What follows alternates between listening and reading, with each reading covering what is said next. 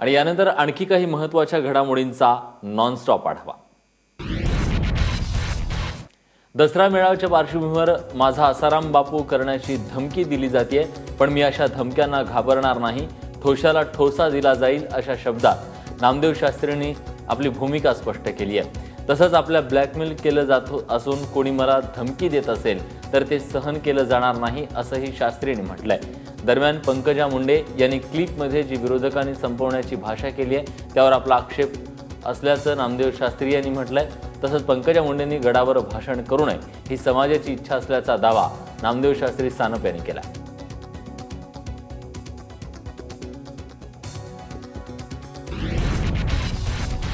आम्ही तुम्हाला बदनाम करू, तो रमेश घुले जो होता तो पाथर्डीला मी दारू पितो अमुक करतो असे तो व्हॉट्सअपवर टाकत होता, तर रमेश घुलेचं नाव त्याच्यामध्ये आलेलं आहे।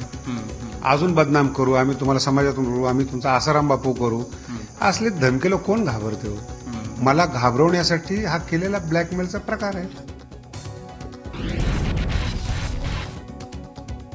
गुंडगिरीची भाषा करणाऱ्या पंकजा मुंडेंच्या आवाजाची क्लिप व्हायरल झाल्यानंतर आता भगवानगडाचे महंत नामदेव शास्त्रींची ऑडिओ क्लिप व्हायरल झाली आहे, ज्यात ते लोकांना फाडण्याची भाषा करतायत। दरम्यान ऑडिओ क्लिपमधून दिलेल्या धमकीबद्दल आपल्याला अभिमान आहे, कुणी मला धमकी देत असेल तर ती सहन करणार नाही अशी प्रतिक्रिया नामदेव शास्त्रींनी एबीपी माझाशी बोलताना दिली आहे। फोन करणाऱ्या व्यक्तीनं संवेदनशील क्लिप असल्याचा दावा करत आपल्याला ब्लॅकमेल केलं, पण मी त्या व्यक्तीची तक्रार करणार नाही असंही म्हणतायत नामदेव शास्त्री।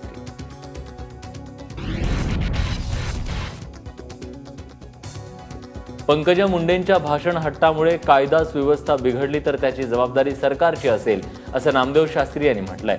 तसंच पत्र नामदेव शास्त्री यांनी जिल्हाधिकारी आणि पोलीस अधीक्षकांना पाठवलंय।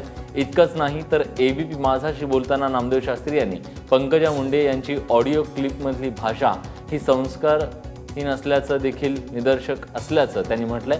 दुसरीकडे भगवानगडाच्या परिसरातील 25 गावच्या सरपंचांनी बैठक घेतली आणि पंकजा मुंडे यांचं भाषण झालंच पाहिजे असं ठणकावलंय।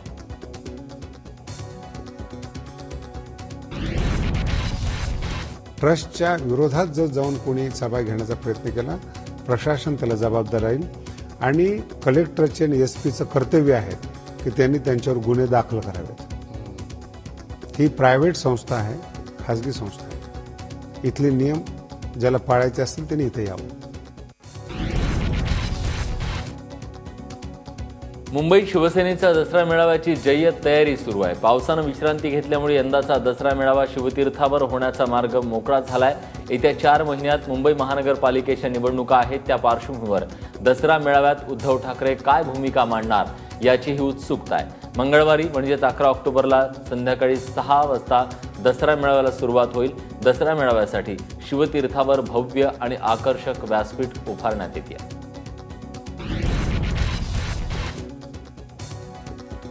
शिवसेना पक्षप्रमुख उद्धव ठाकरेंनी कार्टून प्रकरणी माफी मागितली नसती तर मातोश्रीच्या अंगणात दसरा मेळावा घ्यावा लागला असता अशी टीका नितेश राणेंनी केली आहे। ते मुंबईत पत्रकारांशी बोलत होते। मराठा मोर्चाचं निवेदन स्वीकारण्यासाठी सरकारनं जिल्हाधिकारी कार्यालयात पालकमंत्र्यांना पाठवू नये। मराठा मोर्चा सरकार विरोधी आहे, त्यामुळे सरकार विरोधी मोर्चाचं निवेदन सरकारला का द्यायचं असा सवाल काँग्रेसचे आमदार नितेश राणे यांनी दिलाय। कुठल्याही पत्रकार परिषदेमध्ये प्रमुखांनी उल्लेख केला नाही, म्हणजे आताही मराठ्यांची दखल घेत नाही आणि ती गुन्ह्याची कबुली केली नसते तर तो जर तुमचा ह्याचा दसरा मेळावा आहे ना शिवसेनेचा मातोश्रीच्या अंगणात घ्यायला लागला असतं तेव्हा कळलं। एकदा मराठ्यांना बाजूला ठेवून जरा एक तरी दसरा मेळावा घेऊन दाखवू आम्ही काही आहे। मुख्यमंत्री देवेंद्र फडणवीस यांनी आमच्या नादाला लागू नये, आम्हाला डिवचण्याचा प्रयत्न केला तर 10 नंबरी नागिन काहीही करू शकते असा थेट इशारा सुप्रिया सुळे यांनी मुख्यमंत्र्यांना दिलाय। त्यामुळे राष्ट्रवादीच्या खासदार सुप्रिया सुळे आणि मुख्यमंत्र्यांमधला संघर्ष चिघळण्याची शक्यता आहे। गेल्या काही दिवसांपासून राज्याच्या राजकारणात सुप्रिया सुळे आक्रमक झाल्यात। जळगावमध्ये बोलताना त्यांनी मुख्यमंत्र्यांना थेट इशारा दिलाय।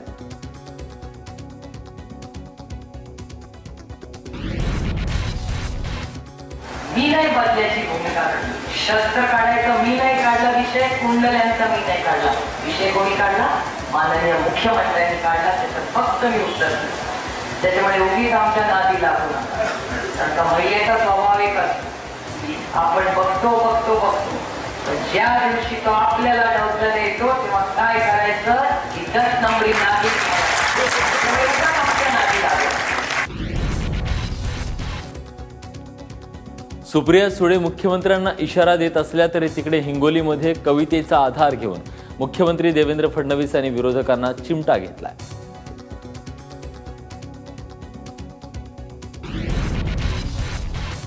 आमचं सरकार येऊन अजून 2 वर्ष झाले नाही, 50 वर्ष ज्यांनी सरकार चालवलं ते आम्हाला प्रश्न विचारतायत की या ठिकाणी आपण असं का करताय.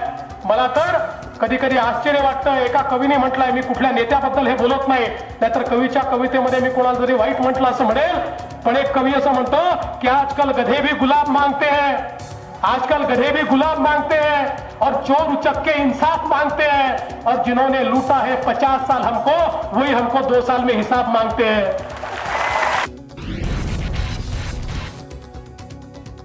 अनेक राज्यांमधून विविध जातींकडून आरक्षणाची वाढती मागणी आहे आणि त्यामुळे आरक्षणाच्या 50% मर्यादेत बदल करण्याची गरज असल्याचं मत केंद्रीय सामाजिक न्याय राज्यमंत्री रामदास आठवलेंनी व्यक्त केलंय. ते नागपूरमध्ये बोलत होते. जर संसदेनं आरक्षणाची कमाल मर्यादा 75% वाढवली तर अनुसूचित जाती, अनुसूचित जमाती आणि इतर मागास वर्गाच्या आरक्षणाला कोणताही धक्का लागणार नाही आणि वाढीव 25% आरक्षण मागणाऱ्या जातींसह आर्थिकदृष्ट्या मागास घटकांनाही आरक्षण देता येईल असं आठवलेंनी म्हटलंय.